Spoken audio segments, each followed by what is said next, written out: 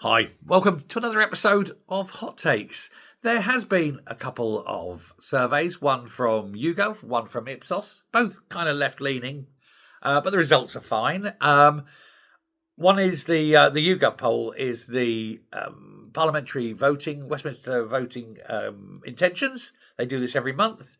I think they do one every couple of weeks, actually. But at the moment, again, still Reform on top. Dropped a point, and we've gone from 26 to 25. And the Tories have gone up from 21 to 22. So maybe the Tories are clambering back. I don't know. It could just be the vagaries. It's usually within a 2 or 3% correction range anyway. So I wouldn't read too much into it. The fact is, though, Reform's still top. Labour second, 24. And as I say, the Tories third on 22. I think that is all about to change, though. I think early in April, so just over, say 6 weeks away, then it will start becoming very much different. That's when the big set of layoffs come because of the rise in national insurance.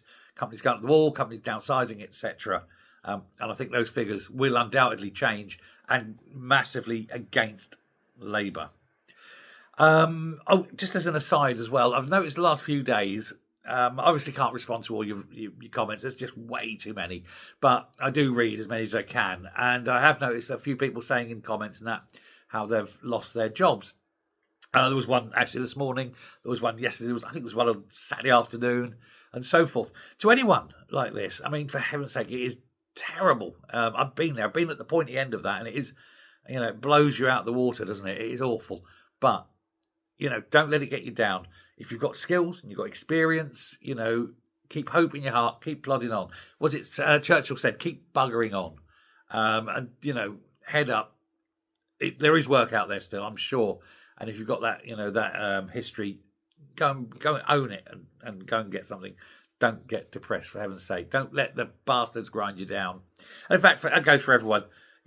Keep buggering on. We'll get through this. Now, the other poll was for party leaderships.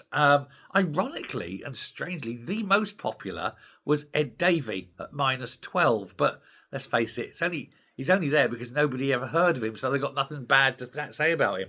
In terms of his positivity, that was lower than Nigel Farage's.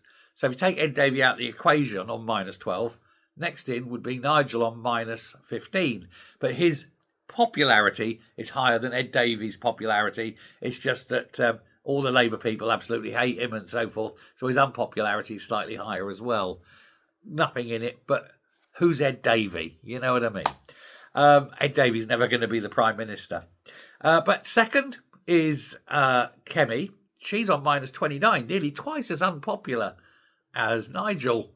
And then third, of course, languishing. Although technically not bottom, and I'll tell you what, in terms of leaders he's languishing, it's Keir on -35.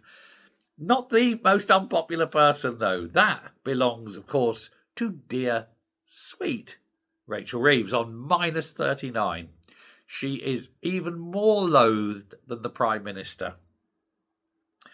She is his Judas Goat, I think. Incidentally, Angela Rayner came in at -30. Angela Rayner, more popular than the Prime Minister. That will be a little weapon in her arsenal, I think, if she decides to launch the coup d'etat. But it goes to show that competitively, really, Nigel is king of the hill, top of the class, because he is the leader with the biggest chance of winning the next election, and he is also the least despised, shall we put it. Let me know what you think. Thanks very much. Goodbye.